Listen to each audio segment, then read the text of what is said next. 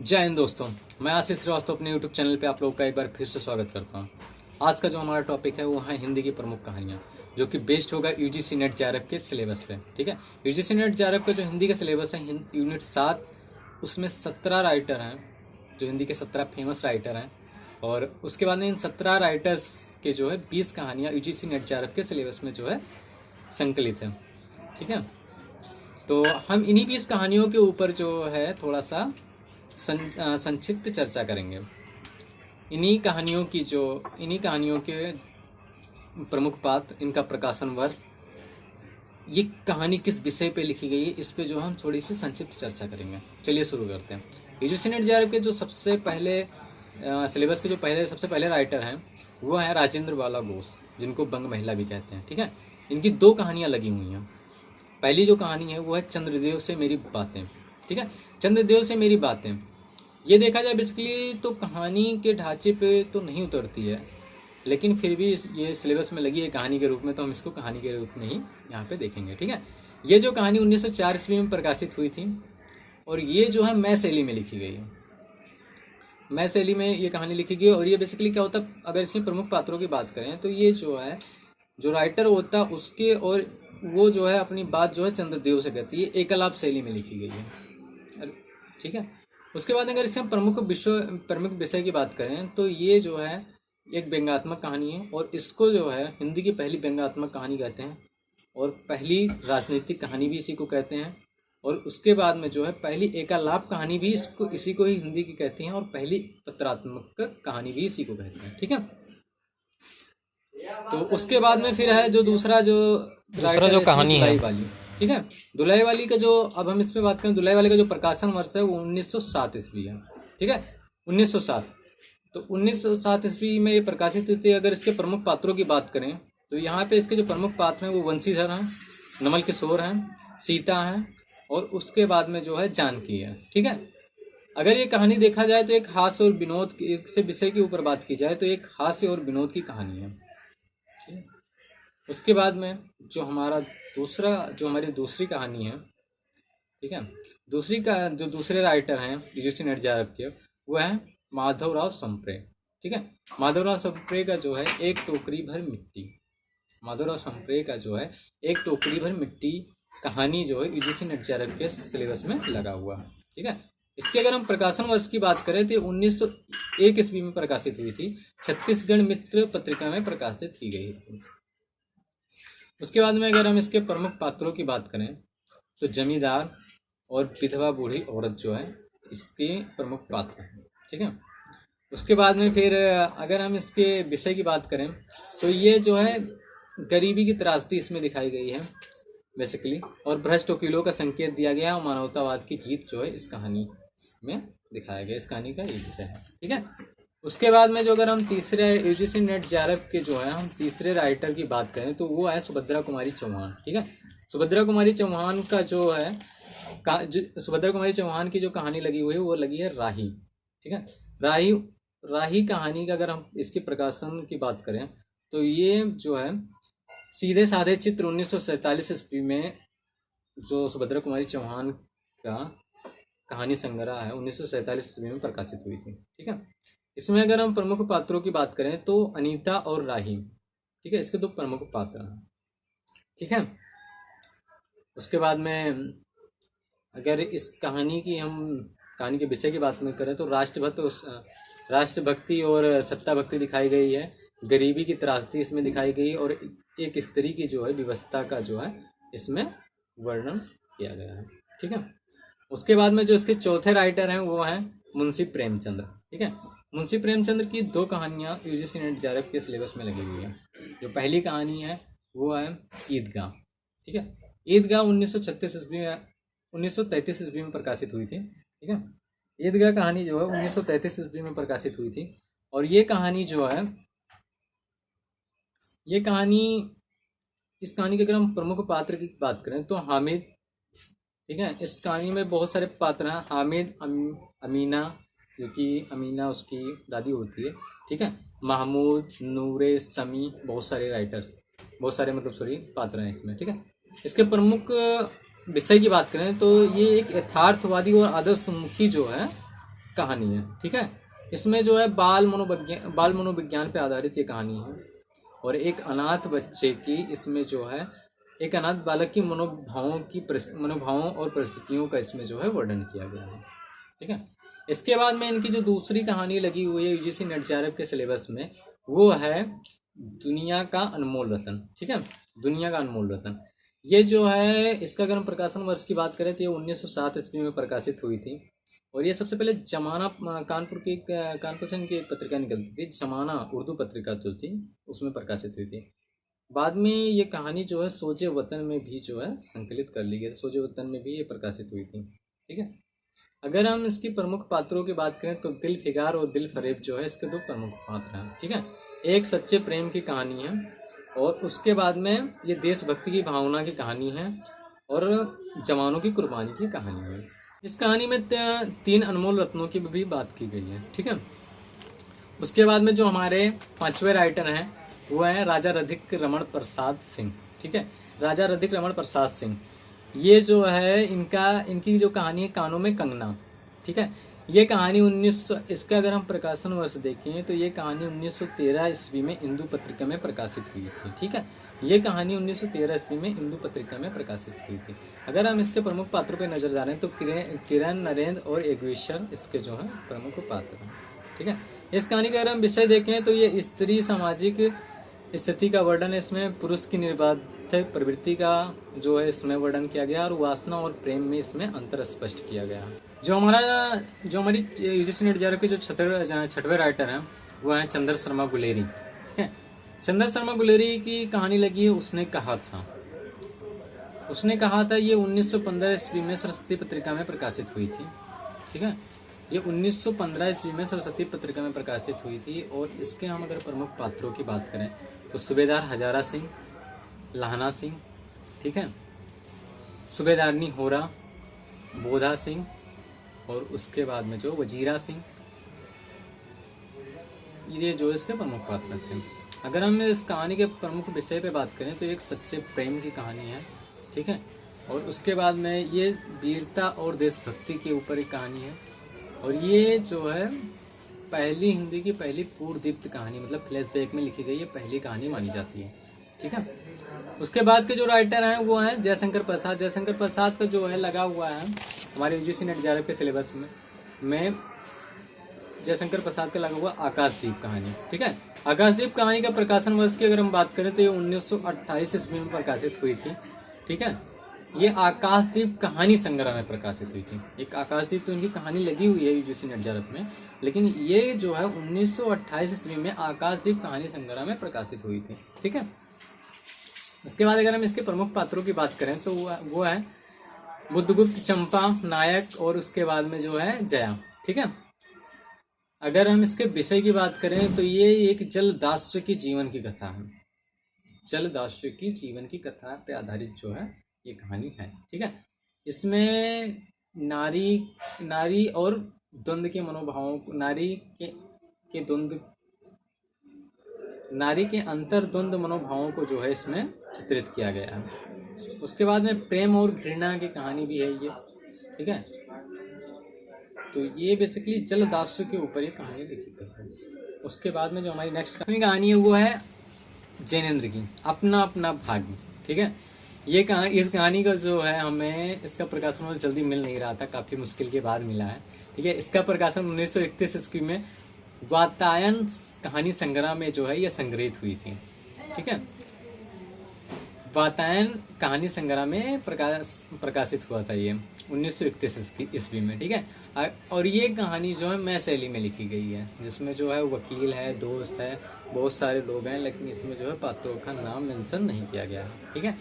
इस कहानी की अगर हम बात करें तो ये कहानी जो है सामाजिक असमानता को चित्रित करता है, समाज में जो असमानताएं हैं उसको चित्रित करता है कि किस प्रकार से लोग एक बहाना ढूंढ के जो है किस प्रकार से एक बहाना ढूंढ लेते हैं कि हम जो है हमारे पास छुट्टे नहीं, हम गरीबों की मदद नहीं कर सकते, या मतलब इसी तरीके से इसमें धनवान लोगों की उदासीनता का भी इसमें जो है बहुत ही अच्छे तरीके से चित्रण किया गया है, ठीक है। शोषित और शोषक वर्ग को इसमें दिखाया गया है, ओके, ठीक है। नेक्स्ट कहानी जो है पेरिसनाथ रेणु की जो है पेर्सोना रेडू की यहाँ पे 2 कहानियाँ यूजीसी नेट जेआरएफ के सिलेबस में लगी हुई है, ठीक है।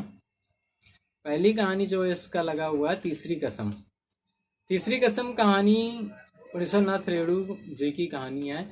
ये 1958 ईस्वी में परंपरा पत्रिका में प्रकाशित हुई थी, ठीक है। 1958 ईस्वी में परंपरा पत्रिका में प्रकाशित हुई थी और 1958 ईस्वी में ये ठुमरी पत्रिका में जो है प्रकाशित की गई थी, ठीक है। उसके बाद में अगर हम इसको बात करें तो इसके ऊपर जो है फिल्म भी बन चुकी है। 1966 ईस्वी में इसमें जो है इसके ऊपर फिल्म भी बनाई गई थी, जिसका निर्माण जो है शैलेंद्र ने किया था और निर्देशन वाक भट्ट ने किया था, ठीक है। अगर हम इसके प्रमुख पात्रों की बात करें तो इसके जो प्रमुख पात्र थे वो थे हीरामन और हीराबाई, जो इस कहानी के नायक और नायिका हैं, ठीक है। उसके बाद में बहुत सारे हैं छोटे छोटे, लाल मोहर, धुन्नी, पलटदास, लहनवा, बहुत सारे ऐसे छोटे छोटे इसमें पात्र जो हैं आते हैं, लेकिन जो इसके मेन पात्र हैं वो हैं हीराबाई और हीरामन, जो इस कहानी के नायक और नायिका भी हैं, ठीक है। ये कहानी बेसिकली एक प्रेम की कहानी है, एक अधूरे प्रेम की कहानी है, जो कि ठीक है, एक अधूरे प्रेम की कहानी और ये एक आंचलिक कहानी है, ठीक है। उसके बाद में इसमें जो सबसे थोड़ा सा मेन चीज़ हमको थोड़ा सा लगा कि इसमें जो राइटर मतलब जो नायक होता है, ठीक है, हीरामन, वो 3 कस्में खाता है, ठीक है। वो 3 कस्में कौन कौन सी हैं ये कभी कभी पूछ लिया जाता है एग्जाम्स में। तो पहली जो कसम खाता हो कि चोरी का माल ना ढोना, पहली कहानी तो चोरी का माल ना ढोना। दूसरा है कि बांस ना ढोना। और तीसरी जो लास्ट की जो कहानी मतलब वो लास्ट की जो कसम खाता है वो कसम ये खाता है कि भाई कंपनी की औरतों को मत ढोना, ठीक है। कंपनी की 10 राइटर में कभी मत बैठ, ठीक है। आगे की जो कहानी लगी हुई है वो लगी हुई ग्रेगिन कहानी, जो कि विपथगा 1990 के 5वें संस्करण में जो है प्रकाशित हुई थी। विपथगा में जो है 1990 में 5वें संस्करण में प्रकाशित हुई थी, ठीक है। अगर हम इसके मुख्य पात्रों की बात करें तो ये मैं शैली में लिखी गई है कहानी है, ठीक है। इसके अगर मुख्य पात्र की बात करें तो वो है मालती, महेश्वर, टीटी जो उसका बेटा होता है, ठीक है। ये प्रमुख पात्र हैं इसके। अगर इस कहानी की हम बात करें तो इसकी अगर मुख्य विषय की बात करें तो ये मध्यम वर्गीय जीवन की व्यवस्था को जो है इसमें दर्शाया गया है और स्त्री जीवन की व्यवस्था को भी इसमें दर्शाया गया कि किस तरीके से स्त्री जो है किस तरीके से स्त्री समाज में पिस रही है, उसको भी इसमें दर्शाया गया है, ठीक है। उसके बाद में जो हमारे नेक्स्ट राइटर हैं, राइटर नंबर 11 जो यूजीसी नेट जेआरएफ सिलेबस में लगा हुआ 11 नंबर के जो राइटर हैं वो हैं शेखर जोशी की जो कहानी लगी है कोसी का घटवार, ठीक है। कोसी का घटवार इनकी जो है कहानी लगी हुई है। ये कहानी 1958 में कोसी का घटवार कहानी संग्रह में मतलब प्रकाशित हुई थी, ठीक है। 1958 में कोसी का घटवार जो कि कहानी है, इसी नाम से कहानी संग्रह भी इनका था, उस कहानी में इसको जो है संकलित किया गया था, ठीक है। हम प्रमुख पात्रों की बात करें तो लक्ष्मा और गोसाई जो इसके प्रमुख पात्र होते हैं। उसके बाद उसका बेटा भी होता है, लेकिन जो उसके मुख्य पात्र जो होते हैं वो लक्ष्मा और गोसाई होते हैं, ठीक है। उसके बाद में अगर हम इस कहानी की बात करें कि इस कहानी के विषय के बारे में बात करें तो एक आंचलिक कहानी है, ठीक है। और इसमें एक अधूरे प्रेम की कहानी का वर्णन किया गया है, ठीक है। और स्त्री की व्यवस्था को भी इसमें दिखाया गया है। उसके बाद में जो हमारे नेक्स्ट राइटर है, राइटर नंबर 12 भीष्म साहनी का जो कहानी है अमृतसर आ गया, ठीक है। अमृतसर आ गया कहानी 1971 ईस्वी में प्रकाशित हुई थी, ठीक है। इसी कहानी यह कहानी 1973 ईस्वी में पटरिया कहानी संग्रह में संकलित किया गया था। 1973 में पटरिया कहानी संग्रह में भी संकलित किया गया था। उसके बाद में अगर हम इसके मुख्य पात्र की बात करें तो ये कहानी मैं शैली में लिखी गई है और इसमें जो है 3 पठान होते हैं और उसके बाद में जो बाबू साहब होता है एक जो हिंदू होता है, ठीक है। और 3 पठान मुस्लिम होते हैं। इस कहानी के अगर हम विषय की बात करें तो इसमें आज़ादी के बाद जो सांप्रदायिक समस्या आज़ादी के टाइम पीरियड में उत्पन्न हो गई थी उसको इसमें चित्रित किया गया। वो तनाव हिंदू मुस्लिम के बीच में आ गए थे, उस तनाव को इस कहानी में दिखाया गया है, ठीक है। और मानवीय संवेदनाओं का चित्रण इस कहानी में किया गया। कहानी की जो दूसरी कहानी लगी हुई है वो लगी है चीफ की दावत, ठीक है। चीफ की दावत कहानी 1957 ईस्वी में प्रकाशित हुई थी। और अगर हम इसके प्रमुख पात्रों की बात करें तो मिस्टर सामनाथ की बूढ़ी माँ, चीफ, ठीक है, उसके अंदर सामनाथ की पत्नी, ये सारे जो उसके प्रमुख पात्र हैं। अगर हम इसके विषय की बात करें तो ये जो है मानवीयता का जो है अभाव इसमें दिखता है और आर्थिक और सामाजिक विडंबना को जो है इसमें चित्रित किया गया है और एक बूढ़ी माँ की व्यवस्था को भी इस कहानी में दिखाया गया है, ठीक है। उसके बाद में जो राइटर नंबर 13 है कृष्णा सोबती, ठीक है। कृष्णा सोबती की जो कहानी लगी हुई है सिक्का बदल गया कहानी, जो कि प्रतीक पत्रिका में 1948 ईस्वी में प्रकाशित हुआ था, ठीक है। 1948 ईस्वी में प्रतीक पत्रिका में कृष्णा सोबती का सिक्का बदल गया कहानी प्रकाशित हुई। अगर हम इसके प्रमुख पात्रों की बात करें तो साहनी, शाहजी, ठीक है, शेरा, हुसैना, थानेदार दाऊद, मुल्ला इस्माइल, बेगू पटवारी, ये सारे जो है इसके प्रमुख पात्र हैं, ठीक है। उसके बाद में अगर हम इस कहानी के प्रमुख विषय की बात करें कि कहानी देखा जाए तो ये कहानी विभाजन की त्रासदी पे आधारित है। उसके बाद में इस कहानी में एक बूढ़ी लाचार बेबस हिंदू औरत की जो है व्यवस्था को चित्रित किया गया कि किस तरीके से आज़ादी के टाइम पीरियड में एक बेबस महिला जो कि उस गांव की जमींदार की पत्नी होती है, उसको किस तरीके से अपना घर बार छोड़ के इंडिया के लिए प्लान करना पड़ता है, भारत के लिए आना पड़ता है, ठीक है। तो कुल मिला के इस कहानी में विभाजन की त्रासदी को बहुत ही मार्मिक ढंग से कृष्णा सोबती जी ने जो चित्रित किया है, ठीक है। जो हमारे 14 राइटर हैं वो हैं 14 नंबर राइटर हैं वो हरिशंकर परसाई, जिनकी कहानी लगी हुई इंस्पेक्टर माता दीन चांद पर, ठीक है, इंस्पेक्टर माता दीन चांद पर। इसका प्रकाशन जो देखा जाए तो विकलांग श्रद्धा का दौर, जो कि 1982 ईस्वी में कहानी संग्रह में प्रकाशित हुई थी। विकलांग श्रद्धा का दौर कहानी संग्रह जो कि 1982 में प्रकाशित थी, उसी कहानी संग्रह में इंस्पेक्टर माता दीन चांद पर कहानी प्रकाशित हुई थी, ठीक है।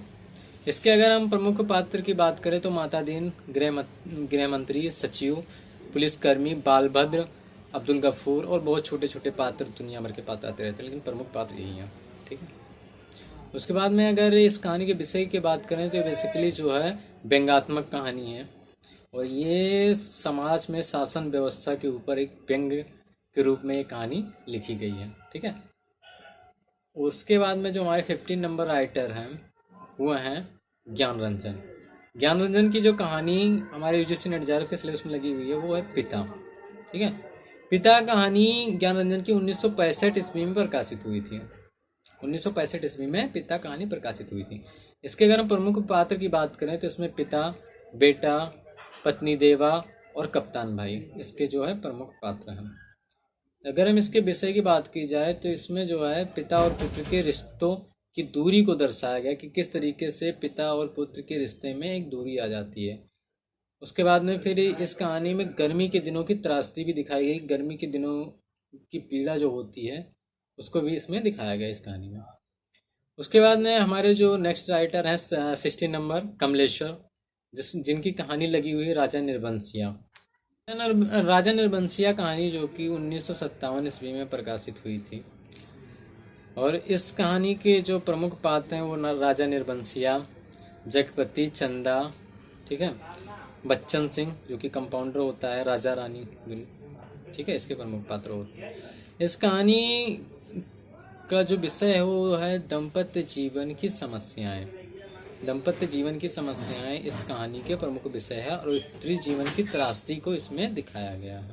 जो हमारी लास्ट कहानी है वो कहानी है परिंदे, ठीक है। परिंदे कहानी निर्मल वर्मा जी की कहानी है जो कि 1958 ईस्वी में प्रकाशित हुआ था। और अगर इसके प्रमुख पात्रों की बात करें तो लतिका, गिरीश नेगी, ठीक है, Hubert, doctor Mukherjee, Miss Wood, Sudha, Karimuddin और फादर एलमंड है, ठीक है। ये कहानी आज़ादी के टाइम पीरियड के बाद जो एक लोगों में अकेलापन आ गया था, अकेलेपन की कहानी है और स्त्री के जीवन में जो विवस्था आ जाती है, जो मानसिक विवस्था आती है, उसका स्त्री के जीवन की मानसिकता का चित्रण किया गया इस कहानी में। ठीक है, यह कहानी बहुत ही अच्छी कहानी है एक तरीके से देखा जाए, जो कि आधुनिक जीवन में आने वाले अकेलेपन को दिखाया गया इस कहानी के माध्यम से। डॉक्टर नामोद सिंह ने इस कहानी को हिंदी का पहले कहानी माना है, मोस्ट इम्पोर्टेंट है। आई होप कि आप लोग, अब ये हमारे लोग का जो है वीडियो कंप्लीट हो चुका है। हमारा यूजीसी नेट आरएफ के सिलेबस पे जो 20 कहानियाँ थी 17 राइटरों की, वो कंप्लीट हो चुकी है। आई होप कि आप लोगों को ये वीडियो बहुत ही अच्छा लगा होगा और आप लोगों के एग्ज़ाम में हेल्पफुल होगा। तो अगर आप लोगों को ये वीडियो हेल्पफुल लगा हो तो प्लीज़ चैनल को लाइक करिए, सब्सक्राइब करिए, लाइक करिए और कमेंट करिए। ठीक है, जिससे मुझे आगे की वीडियो बनाने में हेल्प मिले। और इसके बाद मैं नाटक, कहानी, नाटक, आलोचना और उपन्यास के ऊपर भी ऐसे ही इंटरेस्टिंग वीडियो बनाऊंगा। ठीक है, जो कि हमारे एग्ज़ाम में काम आएगा। Okay, thank you for watching.